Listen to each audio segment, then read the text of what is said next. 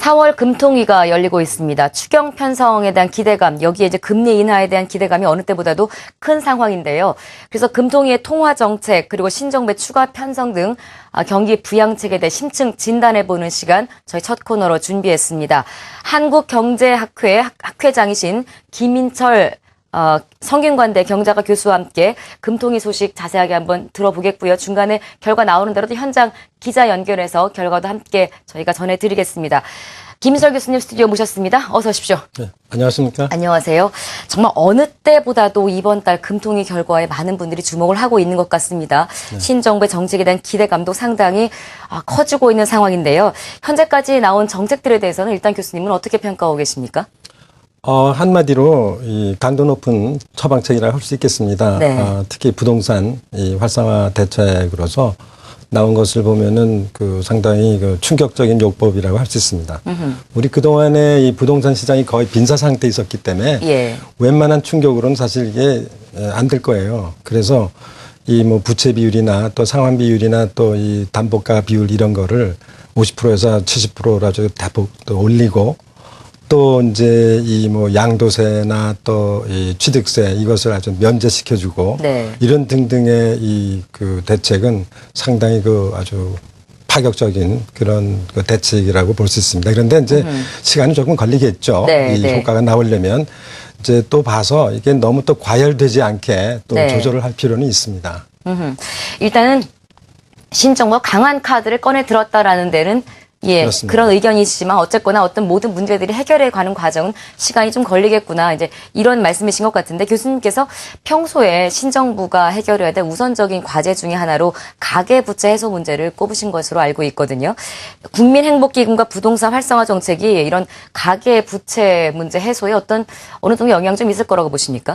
그렇습니다. 일단 이 가계부채가 규모로는 1,000조 이상으로 상당히 부담이 되고 있는데요. 그 중에서도 특별히 이제 이 서민들이나 이 정말 어려운 사람들이 겪는 이 가계부채 문제가 있고 또 이 나름대로 또 기업들이나 또 다른 또 조금 여유가 있어도 하우스푸어나 이런 분들도 결국은 이 부채 부담이 상당히 큰데 결국은 이것은 우리 경제가 이제 이 경기가 살아나고 또 특히 이제 부동산이 이제 활성화되면 이제 이것이 이제 당장뿐만 아니라 이제 중장기적으로 소득이 올라가고 또 고용이 좀 더 늘고 그러면은 이 가계 부채 문제가 나름대로 이제 좀 고쳐질 수가 있겠죠. 네.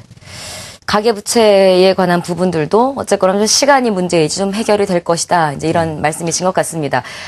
중요한 건 현재 이제 금통위가 열리고 있습니다. 당장에 눈에 보이는 결과가 조금 있다가 발표가 될 텐데 미국은 양적 완화다, 일본도 통화 정책에다 계속 돈을 풀고 있는 상황에서 우리나라만 너무 동결 기조를 이어간 것이 아니냐 이제 이런 이야기가 나와서 살짝 한국은행 김중수 총재를 압박을 좀 가했었어요. 그래서 지금 이번 결과가 좀 인하 쪽에 많은 기대감이 쏠리고 있는 상황인데 어떻게 보세요? 지금 우리나라의 통화 정책 조금 더 적극적으로 우리도 완화 정책을 펴야 된다 이렇게 보십니까? 그렇습니다. 우리 경제가 단독으로 이렇게 움직여지는 게 아니고 특히 우리 이제 일본 경제 또 미국 경제 이렇게 해서 서로 이렇게 물리고 또 물고 또 물리고 있기 때문에 상대국에서 어떻게 하느냐 또 양적 완화를 통해서 통화를 좀 풀고 그러면은 우리도 거기에 조금 이렇게 적절히 대응을 해주는 것이 합리적이라고 생각이 들어요. 그런데 금리를 우리가 또 어느 정도 좀 줄인다고 해서 내린다고 해서 그렇게 금방 효과는 나타나지 않아요. 다른 거하고 다 이렇게 물려 있어서 특히 이제 물가 문제도 걸려 있고 그런데 이제 일단은 경제는 심리적인 게 많습니다. 그래서 지금 당장 어렵더라도 이제 이 투자를 하면은 앞으로 좀 효과도 있겠다.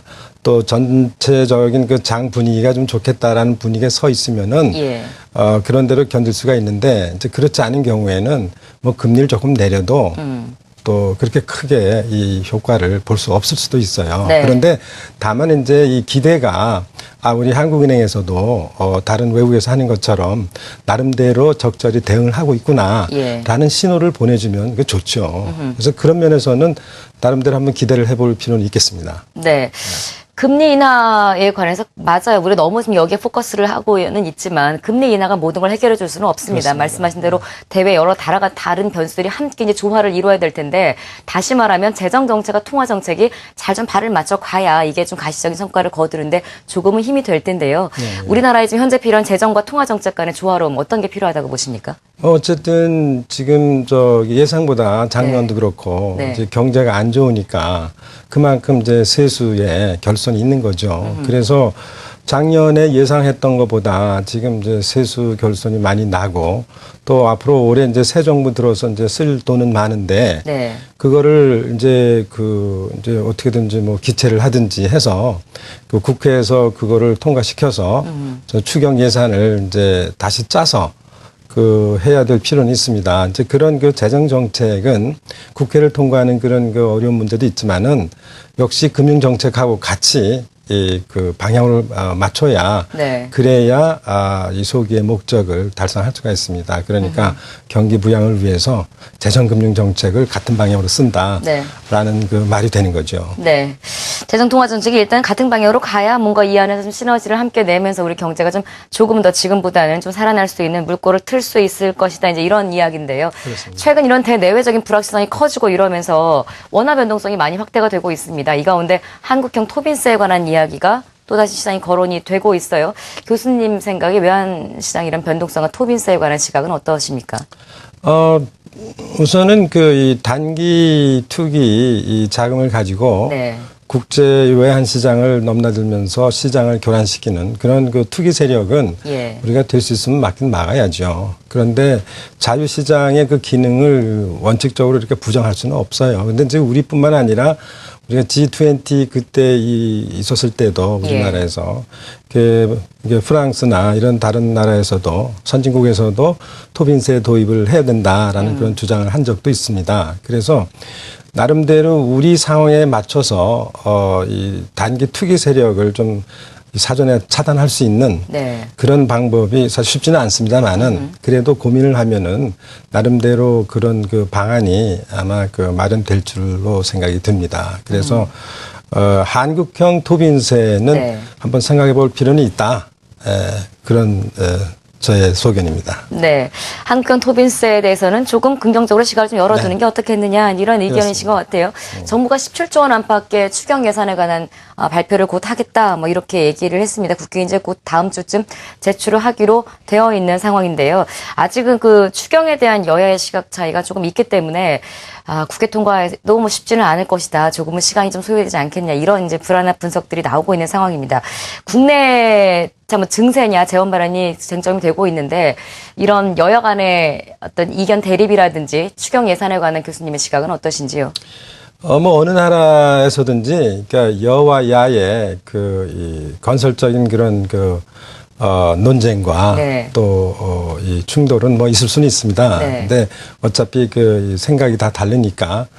근데 이제 지금 시점에서 과연 그러면은 정부가 그런 대규모의 재정 지출을 해서 네. 또 물론 뭐 증세를 하는 것도 쉽지는 않겠지만은 과연 효과가 있을까? 이제 그렇게 조금 이제 의구적으로 볼 수 있는 이제 이 진영이 아무래도 이제 좀 야당이 될 것이고요. 또 그렇다고 해서 마냥 기다릴 수는 없고 뭔가 그래도 할 수 있는 일을 해야 되니까 그런 면에서 이제 양당 간에 네. 좀 밀고 땡기고 하는 그런 부분이 있을 거예요. 그런데 우리 경제가 워낙 지금 안 좋으니까 네. 그래도 이 세수가 지금 워낙 모자라서 네. 아마 야당 측에서도 어느 정도는 합의를 해줄 것으로 그렇게 기대하고 있습니다. 네. 교수님 시각은 어느 쪽이세요? 저는 일단은 저희 경제가 안 좋으니까 그렇다고 해서 그냥 내버려 두기만 하면 이건 뭐 직무유기고. 그렇죠. 예. 그래서 할 수 있는 일은 우리가 최대한 다 해야 되겠다. 될 수 있는 대로 이제 각 이 주체 간에 또 기관 또 조직 간에 불신 같은 건 조금 줄이고 한번 해보자라는 그런 합의점을 찾는 게 빠른 시간 내에 네. 찾는 것이 좋겠다고 생각이 들고 예. 제 세수가 지금 이제 이게 워낙 모자라니까 네. 네. 증세를 해야 되지 않겠느냐라는 부분에 대해서는 물론 뭐 반대 시각을 가진 분도 있지만은 제가 알기로는 국민 대다수가 증세를 하는 것이 합리적이지 않겠는가라고 보는 사람들이 많습니다. 이제 그런데 물론 이제 이 중산층이나 이제 이 부자들은 좀 싫어하겠죠. 결국 네, 네, 부담은 네. 그쪽으로 떨어지니까. 그런데 지금 당장 뭐 이렇게 증세를 하자라기보다는 네. 좀 이제 이 부분도 좀 이렇게 이 가능성을 열어놓고 그 대기하고 그 열어놓을 필요는 있지 않겠는가 네네. 그런 생각이 들어요. 네. 네. 어쩌면 이제 정부에 대한 조금의 불신이 증세라는 그 세금을 좀 더 내라는 단어 자체에 그렇습니다. 국민들이 민감하게 반응하고 있는 것도 같아요. 조금 그리고 정부를 믿는다면 세금을 조금 더 내서 경기를 부양시킬 수도 있는 부분인데 이거는 우리 국민들만의 문제는 아니라는 생각도 그렇습니다. 듭니다. 정치인들이 좀 열심히 좀 해주셔야 되겠다는 생각도 들고요. 시간이 언제가 되건 어쨌거나 추경 예산은 편성이 되고 집행이 될 텐데 네. 추경 예산이 집행이 된다면 우리 경기 부양 효과는 어느 정도로 예상하십니까? 글쎄요, 지금 이제 뭐 금융정책도 그렇고 재정정책도 그렇고 제일 바람직스러운 것은 이제 미래 경제에 대한 그런 어떤 낙관이나 또 네. 자신감을 가지고 예. 이제 신규 투자를 해줬으면 좋겠는데 지금 신규 투자는 기대하기가 조금 힘들 거예요. 이제 그렇다고 보면 이제 정부가 이제 주축으로 해서 재정 지출을 이제 해서 전체 경제 지출을 늘리고 또 이제 그것이 그 고용 창출로 연결이 되면 좋겠는데 네. 만일에 이것이 정치적으로 그냥 이 단기 일회성 복지 차원으로 푼 돈으로 이렇게 나눠 주면은 이거는 아니다 이러는 거죠. 아하. 그래서 별수인 대로 이것이 어떻게든지 고용 창출로 연결이 되는 네. 그런 프로젝트를 만들고 프로젝트를 하는데 지원을 하는 그런 방향으로 나가야 된다고 생각이 들어요. 네. 말 그대로 물레방아가 잘 돌아갈 수 있게 해야지 잠깐 딱 돌아가게 하는 힘만 주고 끝내서는 안 된다는 그건 뭐 거죠. 그냥 돈 낭비하는 그런 거죠. 네. 자력으로 돌아갈 수 있는 힘을 실어주는데 이제 추경 그렇습니다. 예산이 잘 쓰여야 되겠다라는 시각이신 것 같은데 최근에 우리 경제를 흔드는 단기적인 이슈가 또 있었습니다. 어쩌면은 단기적이라기보다 산재에 있다가 이렇게 단발적으로 우리를 치고 있는 대구 리스크가 있습니다. 네. 실제로 주식시장 특히나 우리 국내 시장에는 상당한 악영향을 미쳤고요. 지금은 조금 더 잦아들고 있다고는 합니다만 매번 이렇게 순간순간 불안해하기보다는 여기도 우리 좀 대응을 할 수 있는 경제책을 좀 필요하다라는 생각이 드는데 이런 만일의 사태에 대비해서 우리 경제 지금 정치하시는 분들이 대응책으로는 어떤 게 좀 필요하다고 보십니까? 사실 그 세계를 돌아보면 우리 상황과 같은 나라가 많지는 않은데요. 그래도 이스라엘이라는 나라가 있습니다. 그래서 어차피 이 대북 리스크는 그동안 우리 경제에 직접 간접적으로 반영이 많이 되어 왔죠. 네네. 그리고 또 어떤 면에서는 우리 국민들도 그 대북, 그러니까 북한의 위협 또 도발적인 그런 그 자세에 대해서 나름대로 이제 적응이 좀 돼 있기 때문에 지금 뭐 바깥에서 오히려 더 외국 사람들이 우리나라에 대해서 걱정을 많이 합니다. 저도 그 외국 그 전에 그 제자 학생들이 지금 인터넷으로 보내와요. 네. 그 프로페서 김 어떠냐고 괜찮으냐고 그래서 뭐 괜찮다고 얘기를 하는데요. 어쨌든 그 이제는 우리도 체제를 항상 전쟁의 위협을 안고 또 그러려니 하고 이제 정말 이제 위급 상황이 생기면 비상체제로 이렇게 전환을 하고 네. 또 이제 그게 좀 벗어나면 다시 또 이제 정상적인 경제 운영 체제로 이렇게 항시 이 두 체제를 굴려가는 그런 제도에 우리가 네. 더 익숙할 필요는 있습니다. 지금 경제적인 이런 충격을 매번 받을 때마다 우리가 어떤 대응책으로 좀 잘 방어를 해야 될까 이제 여기에 네. 대한 제가 질문을 드렸는데요. 네. 일단 우리가 지금 현재 있는 문제들은 하나는 이제 해결해 가면 될 문제들이고 향후에 대한 계획도 또 이제 함께 세워야 될 텐데 한국 경제 잠재 성장률을 끌어올리기 위해서는 좀 미래 먹거리 발굴이라든지 여러 가지 에너지 정책이라든지 성장 잠재력 확충을 위한 노력도 필요하다 이런 이야기가 나오고 있어요. 이게 지금 신정부에 우리가 기대를 걸고 있는 창조 경제 그 속에서 답을 찾을 수 있을 것도 같은데요. 끝으로 우리 한국 경제 회복을 위한 바람직한 정책 방향은 어떻게 보십니까? 마지막 질문은 아니겠군요. 금동의 결과가 아직 안 나와서 저희가 지금 뒷얘기를 먼저 나누고 있는데 우리 한국 경제 회복을 위한 전반적인 말씀을 먼저 좀 들어볼까요? 예, 뭐 제가 다 알 수 있는 건 아니지만요. 네. 근데 특히 새 정부에 들어서서 이 창조 경제라는 것은 상당히 키워드가 나름대로 그 어필한다고 생각이 듭니다. 근데 역시 그 창조 경제 하면은 뭐 다들 그동안에 나왔지만은 또 좀 그러니까 혼란스럽게 생각하는 사람들도 사실 있어요. 그런데 한마디로 결국은 이 발상의 전환과 그리고 또 창의적인 그런 기획 능력을 가지고 새로운 가치를 창출하자 이제 이런 얘기인데 그게 비단 그 문화나 이런 쪽에뿐만 아니라 네. 기존 분야에 모든 분야에 대해서도 네. 이제 그런 그 발상의 전환을 하고 또 창의적인 그런 노력과 기획력을 가지고 새로운 가치를 창출한다. 이제 여기에 이제 그 집착을 하면 네네. 상당히 그 효과가 있을 거라고 생각을 해요. 또 시간은 좀 걸리겠지만 그래도 네네. 뭔가 하여튼 자신감을 가지고 네. 한번 해보자라는 게 중요하다고 생각이 듭니다. 그게 그냥 단어의 어떤 그 잔치는 아니라고 생각해요. 예, 예. 근데 과거에는 우리가 창조 그러면은 그냥 가치가 없이 그냥 뭔가 좋은 것이다. 그냥 네네. 그렇게 했는데 예. 이제 실질적으로 경제적 가치를 네. 이제 만들어내면 그래서 이제 구체적으로 이제 산업하고 네. 이제 이런 그 과학기술하고 또 이제 문화하고 또 음악이다 이런 이 드라마다 이런 식의 연결시켜서 융합을 해서 그야말로 세계 시장에서 빠른 속도로 우리가 시장을 점거할 수 있는 그런 상황에서 발상의 전환을 하면 생각지 않은 그런 것들이 아마 나올 것이라고 생각이 네. 들어요. 네. 창조, 꿈, 희망 이런 단어들 상당히 좋게는 들립니다. 뭔가 허황된 듯한 느낌도 들지만 이제 이런 것들을 가시화할 때가 됐다. 이제 이런 말씀이신 것 같습니다. 실질적인 정책들이 펴져서 우리 경제가 살아날 수 있는 방안을 좀 모색해야 될 텐데요. 자, 지금 금통위 결과가 이제 곧 발표가 될 것 같습니다. 잠깐 저희가 연결하는 동안 질문을 하나 더 드려보겠습니다. 지금 경제 민주화, 이게 이제 화두였어요. 새로운 신정부가 내세운 이야기 중에. 지금 막 속보가 들어왔네요. 금통위에서 기준금리를 동결했습니다. 많은 분들의 예상과는 좀 다른 결과가 나와서 시장에서 어떤 반응이 있을지 모르겠는데요.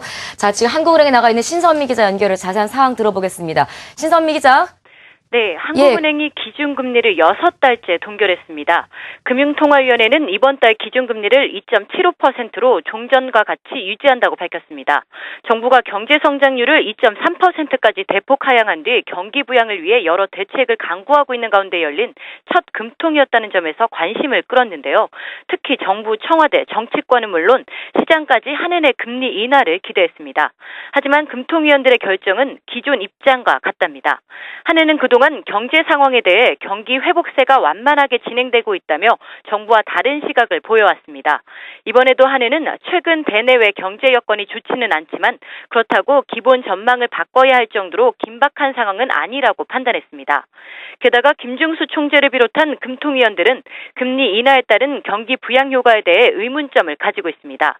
오히려 금리를 인하할 경우 저금리 기조가 장기화돼 거품이 발생할 수 있다고 우려한 만큼 금리는 동결하되 정부의 경기 부양 노력에는 다른 방식으로 공조할 가능성이 커졌습니다.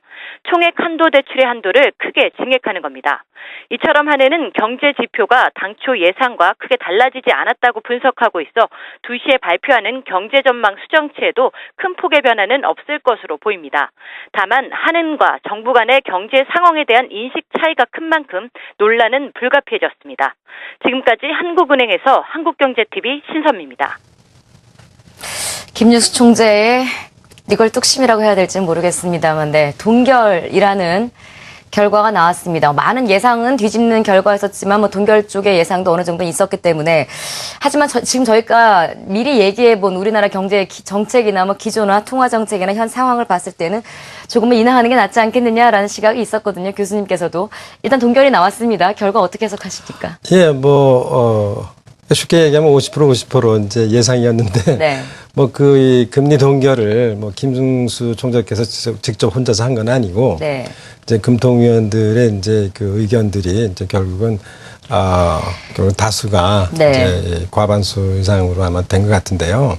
아까도 조금 전에 말씀 나왔지만은 네. 금리 인하만 가지고 네. 또 내려도 0.25 정도 이제 내려갔을 뻔 했겠지만은 그거 가지고는 사실은 금방 그 효과는 안 납니다. 이제 안 나는데 네. 이제 그러나 앞으로 이제 금통위 위원들을 비롯해서 왜 그런가에 대한 그 확실한 그 배경을 이제 경제적으로 네. 또 잘 설명을 해야 되겠죠. 그렇지 않고 네. 설명도 없이 우리가 정했다 따라라 이거는 우리 민주사회에서 있을 수 없는 일이죠.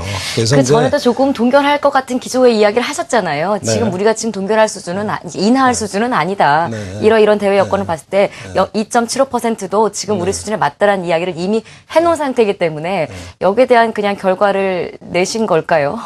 어쨌든 또 모든 게 그 플러스 마이너스 효과가 있는 거예요. 좋은 네. 점도 있고 나쁜 네. 점도 있고 우리가 대북 그 리스크를 안고 있는 상황에서 또 우리나라의 그 통화 금리 금융 정책에 제일 그 고수들이 모여 있는 금통위에서 예.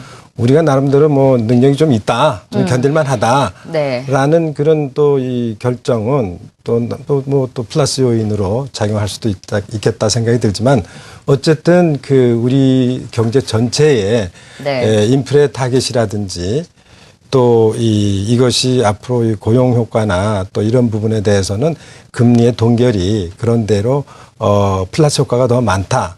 라는 그런 이 분석을 내놔야죠. 예, 그렇게 할 거라고 좀 믿습니다. 예. 알겠습니다. 일단 시장 반응은 싸늘합니다. 코스피는 약보합으로 파란불로 전환이 되어 있는 상태인데요.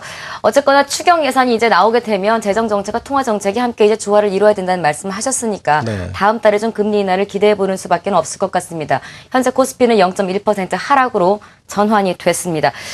자, 우리 오늘 금통위 이야기와 함께 우리 한국경제단 심층 진단해봤습니다. 성균관대 경제학과 김인설 교수 함께했습니다. 고맙습니다.